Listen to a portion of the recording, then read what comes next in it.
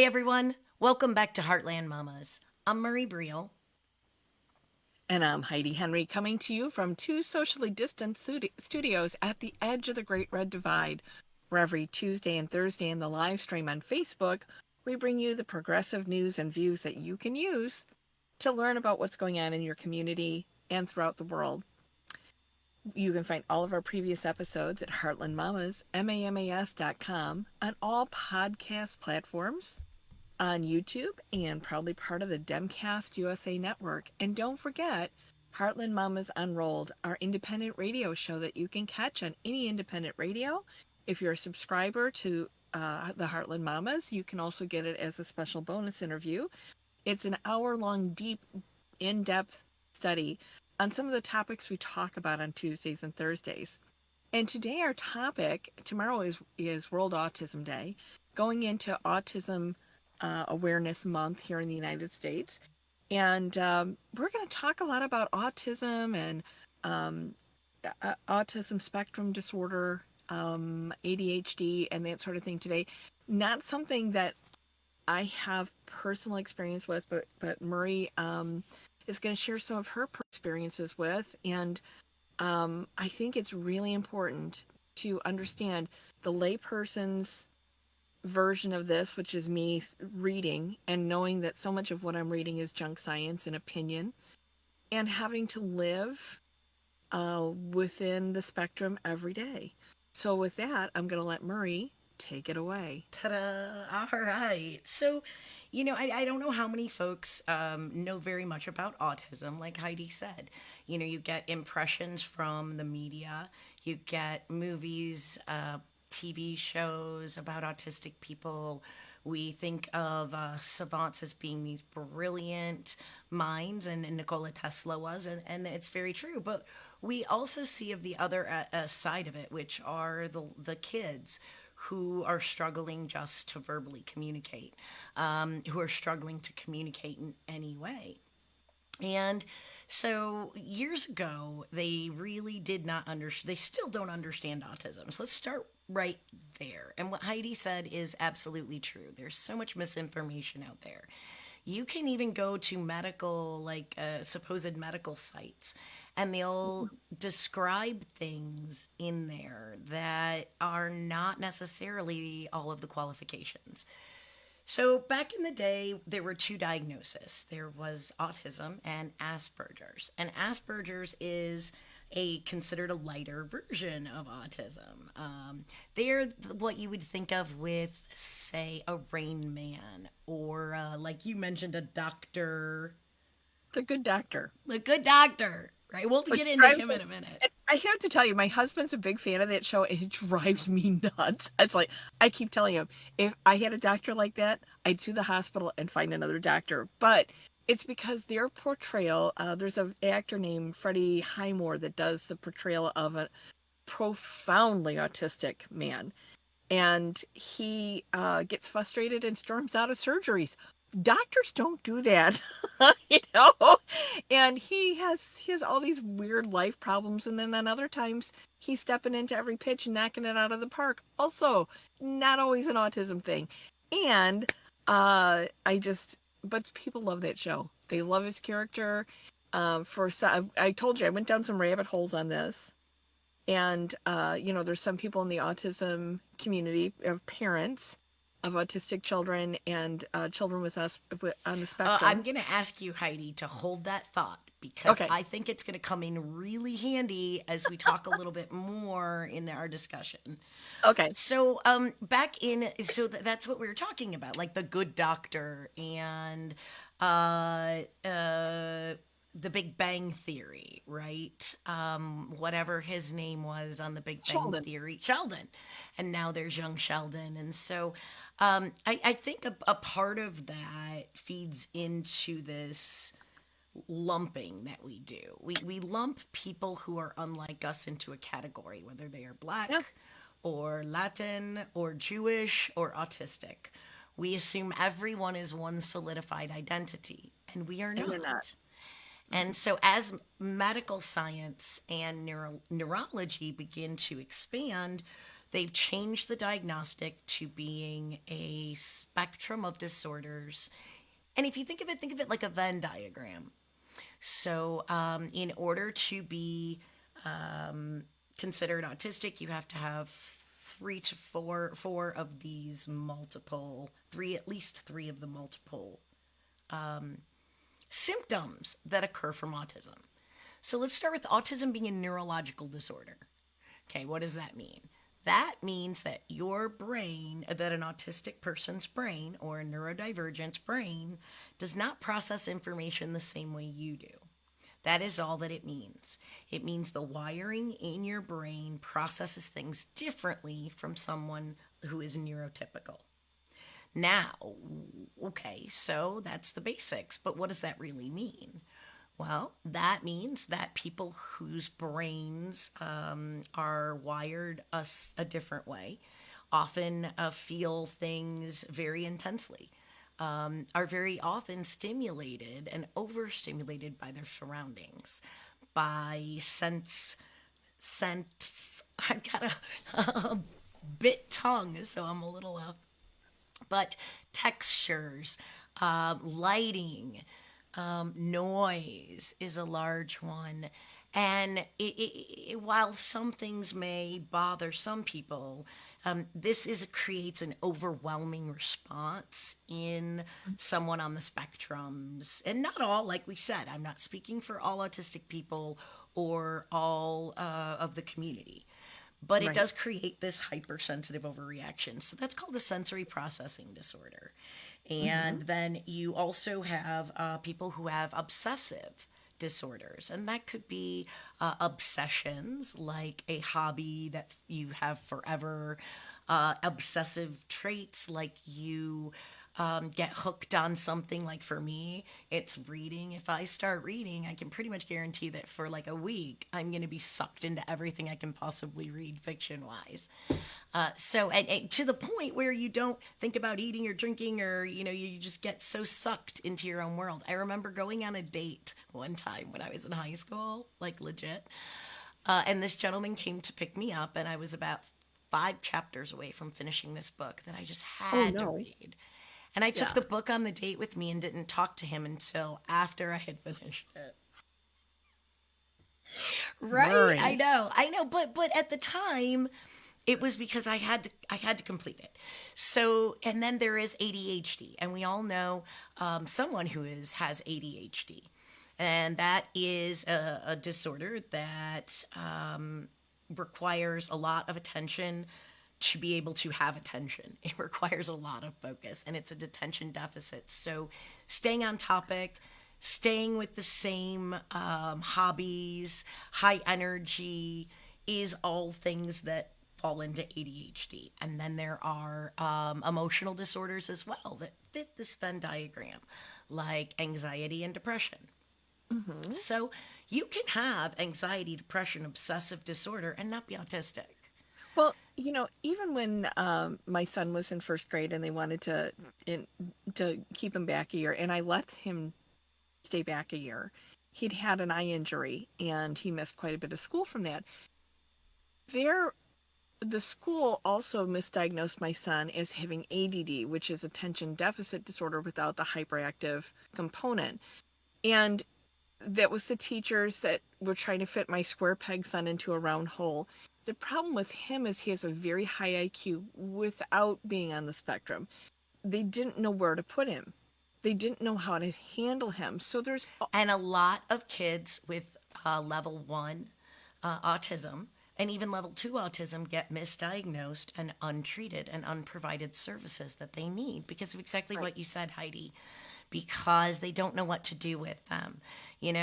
Kids, when you have a disability like this, you can have a 504 plan or an IEP plan. And the difference is a 504 is a suggestion that a teacher may or may not follow. An Mhm. IEP has to be followed by the law. Right. And so, I don't, well, we're going to go into a deep dive on this. Don't be sure to tune in to our independent radio show, a bigger deep dive.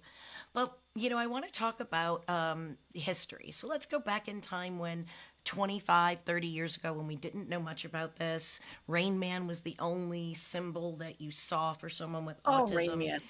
And then, somewhere around the 90s, there was this group of entitled parents who were like, oh, poor me. My kid's not normal. They're not normal.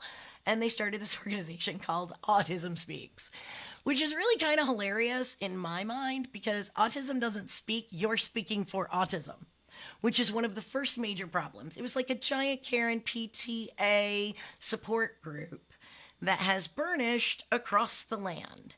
They use blue as a color, they use the puzzle piece. And I want to say the entire movement is ableist. They are coming from a place of superiority. Now, Heidi, drop in here this discussion you saw about the good doctor. Please. Well, okay, so because I don't come, and by the way, my son was checked out medically and emotionally and neurophysically from one point to the other because he also became very sick later on in life and does not have any of the components for being on the spectrum, because that would have been easy to understand him then, right? So not easy to understand him, but it would have made a I know what diagnosis you would have meant. been it's something to put. Your kid is smarter than you. That was basically what they told me. No kidding. And so was my mother. So, but so you can be a Sheldon without the Sheldon issues, right? And and that's where my son falls in. But when reading about this, because I have to come to it from a person from the outside looking in, and I'm reading about all these anecdotes about people who have autistic children. And the one woman said, here I am just trying to get my son to say his name in case he gets lost and not have to sew labels in all of his clothes. And they show me the good doctor as if I'm supposed to make my son into that, and it's up to me to make the difference. So she was speaking from a point of frustration, and in watching that show, I thought, what an unrealistic portrayal of somebody who's profoundly autistic. Not saying he's not brilliant, but there's a lot more to being a medical doctor, right, than just being And on the brilliant. flip side, like I said, I know people who behave that way in professional settings, doctors, lawyers, not running out every Yeah. surgery, but who also are very high functioning. And so that's again what we want to talk about is I can Right. understand the mother's frustration. But I also feel that if you are a neurotypical parent, Hmm. you have conformed to what society wanted you to conform to and are very linearly focused. The house, the kids, the grandkids, Well, when you have a child who is not like that, even though you're working and trying to help the child, you're still coming at it from a place of I'm fine. I'm able, a privileged place of ability. So they should be able to do this. The words that she used screamed that to me. The words when you were talking about it said, Right. my son should be able, I can't get him.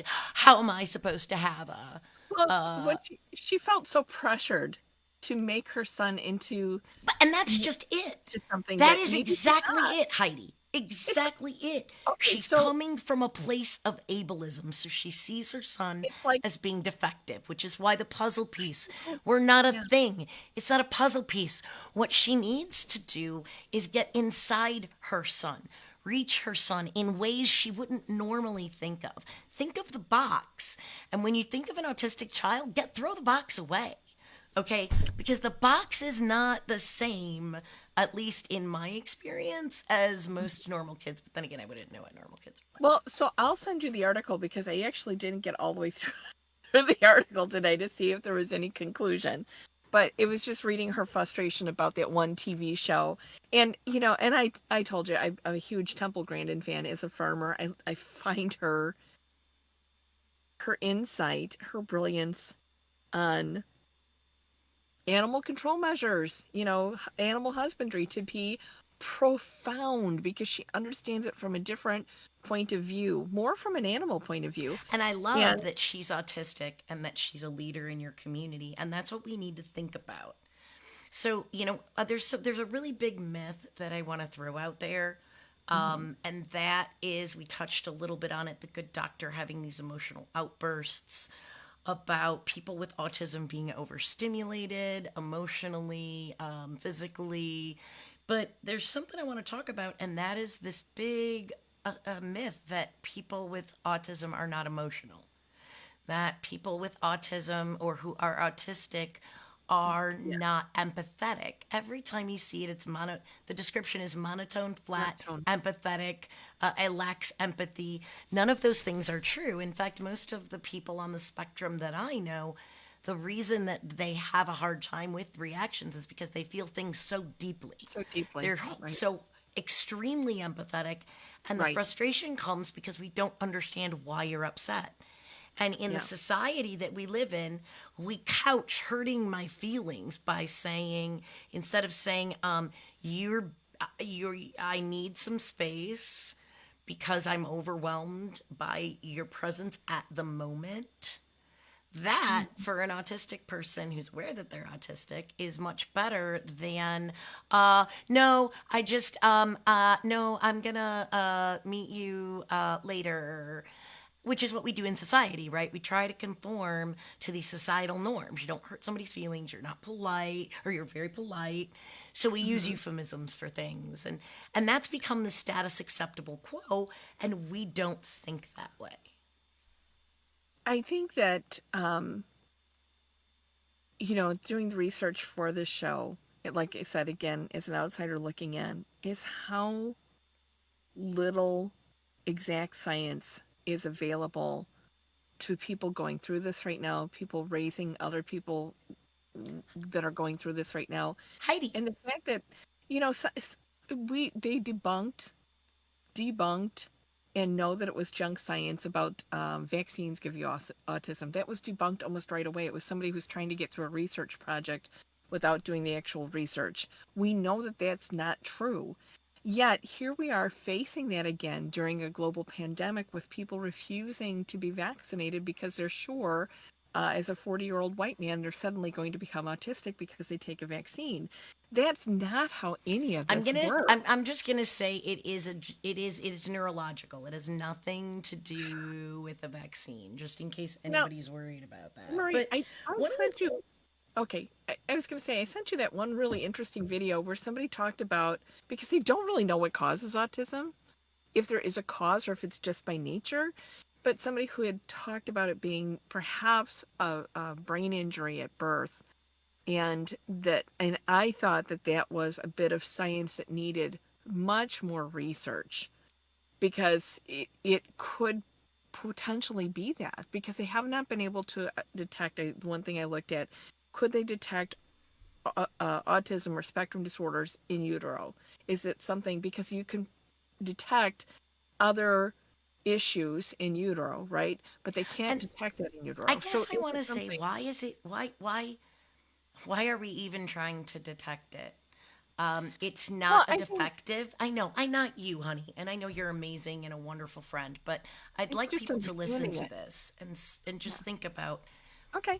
why why does it need to be detected? We are, when it is detected, you don't know the severity, just like anything else. And it's not a defect. It's not a physical defect. It's not it's just a neurological condition in the way we learn, and we come to it from this biased perspective. Like you said, there's very little research that has, I mean, there has been a lot of research done, but it hasn't been focused in the important ways. Things that support adults with autism or people with Asperger's syndrome or children with Asperger's syndrome.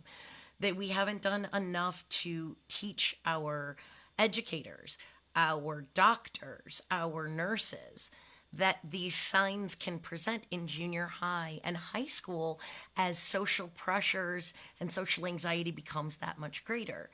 And, I want to talk about misdiagnosing. We look and it's 1 out of 5 women are autistic, or 1 out of 4 are sometimes the statistics that you see. But there is a lot more of us out there than would be Mhm. imagined because the medical community has a bias, right? The medical community looks, I mean, selective mutism, right? Like the medical community looks at us as if we're dysfunctional, as opposed to looking at us and going, wow, that's a great functional brain. How can the rest of the world tap into you? And I guess that's my frustration is because I think that that would probably, it's like everything else we talk about. It's a top down thing, right? And you got to start somewhere. You got to have somebody who starts investigating. But far too often, when someone sees a problem and goes to investigate a theory, it's their theory they're investigating Yeah. before they start analyzing. So, why Hmm. not your theory? Why not go out and understand people in the community or people who have this disability? Why not build your story from the ground up? That's what Joe Biden is doing right now. Joe Biden is building America from the ground up. For 50 years, we've had trickle down economics where the top money producers will make jobs, and we all know that didn't work. Same Yeah. thing with diagnostic and medical treatment. Everyone is working from this framework that's cemented because you're taught that, right? So instead of looking at it from a community based situation. It's like when white people come into black movements and try to co opt them. Again, you're not living their reality. You don't understand the society they live in, their culture, their experience, and we're trying to fix it. And I think that's why a lot of people with autism, older adults, teenagers, older people feel the frustration. I Well, caught you while you were drinking. sorry. I didn't know you were going to throw to me right then, but so much of what I read about today was something called applied behavioral analysis, where you take somebody and teach them how to work within the the constructs of normality, right? That And I and okay, here's me from the outside looking in. I I don't know, is that right or is that wrong? But as somebody who's got a different perspective on this, who's looking at it from a lived experience, that's not beneficial as you see it. I'm looking at it, I'm thinking this little boy should be able to say his name, and if you can't, you have to sew labels in his clothes in case he gets lost, right? So you're saying that, Yes, those things are all good to do. I think those are great. But I'm also saying that oftentimes neurotypical parents rely heavily on the established medical criteria to figure out how to make their kids work, and they try to make their kids fit into a box. I know countless people who are older autistic people who there's actually a book written who would love to tell their parents what their parents can never understand. And it is, we are not normal. And by saying, instead of saying, hey, whoa, you need to step away for a sec, chill yourself out, and then go back to what you were doing, we're told, it's a penalized, it's looked at down, it's different. If I have to not look you in the eyes, and then that goes to masking. So when people with autism, you hear they're not emotional, they're not social, we learn how to fake it really, really well. And masking for me comes to the tip of your ears or right between your eyes. I can talk and look right here, and people think I'm looking at them. But there's a reason why we don't have eye contact. And it's not because we don't feel an emotional connection, it's because oftentimes there is an overwhelming input. Remember, it's a sensory type of thing. So if I'm hearing you talk, then I'm watching your mouth, I'm looking at your face, I'm seeing you furrow your eye flick, you're talking, I'm hearing the tone in your voice, and I'm focusing on all these other things and not able to listen to you. But I know society says I have to look you in the eyes or else you think I'm shifty or not right, or and that's so, what a lot of people face as one of the so challenges. I just want to let our audience know that this discussion is going to continue on our Heartland Mamas Unrolled series, which we're going to actually go into after this, after we're done with the live stream, and you can catch us on independent radio. And the other thing I want to let people know is, as a subscriber, we will send you the audio links for that, the link to the radio station where it's being played at. So, but But before Marie, we go, no, I don't want to go yet because I oh, want to know. it, did you find in your research resources that people can tap into? Is there No. someplace they can go? Not, No, you can go to ableist organizations like Autism Speaks. And here's the best part. Okay, so the United States is always like 30 years behind Europe. Europe in the last 10 years has been starting to address the needs of autistic adults, from the misdiagnosis, the cultural biases, and everything that revolves around what we think we know about autism. And so there's been a big push all across Europe to identify and help study and enable, as opposed to force conformity, people in the autistic community, which is why you're getting so much pushback against Autism Speaks, which is why people in the autistic community don't feel we're not a puzzle to be solved. Guess what? Like, here's an example. So I work with kids with disabilities as a soccer coach, and I was working with them, and I had one little boy who was struggling to stay focused, and he had autism. And I told him he wouldn't keep running out of the circle. And I said, oh, you run out of the circle, it might turn into lava. And then I showed him it's not really lava, but we pretend. And one of the therapists who was there chastised me and criticized me for telling him it was lava, because her belief was that autistic people take everything as being literal. Well, that is true. While that can happen, many autistic people are extremely creative. They're very verbal. Their imaginations are amazing, and we don't think that that's a capability. So here's this trained therapist who was a wonderful woman who didn't understand that I was able to make a connection with this kiddo over mhm. it, and he loved it. It didn't upset him, but it upset her. And again, I think that's what we really need to focus on, is listening to people who are autistic. And how do you do that, Heidi? I don't know. Tell me, Murray. All right, fine. Okay. So, what you do is you do me a favor as your podcast's favorite host that you listen to, or as a friend. Hashtag actually autistic. Hashtag that, whether you're on Instagram or Facebook, whether you're on Twitter or TikTok or YouTube. Hashtag actually autistic. It'll tell you that the movement is not about the parents and siblings of children with autism. It's about the actual autistic children and adults themselves. It'll give you some really good perspectives, and a lot of people have an opportunity to maybe see that we aren't disabled or different. We just face different challenges, and maybe people will start to understand and investigate how our brains work, why they do, to help other kids so they don't need to be taken care of from an ableist perspective. So please, guys, if you're listening, check out, do me a favor, Google, social media search just one time, actually autistic, and listen to it, read it, watch it, because it's really important that our voices get heard. I think that's a great idea, Murray. And, as the science evolves, and if as people realize that everybody's born with a different set of abilities, and not everybody communicates, looks, feels, And that acts. doesn't mean it's bad. That's just No, it. It doesn't mean different, it's bad. It just means different, you have to try something new. You have to different not set. be socialized into this little box that Christian conservative white European men created, that said this is how you work. Why do you think people look, like white people look down at people from the African American community or the Latinx community? Because of the way they do things. Because this is what everyone is supposed to function as, and it doesn't.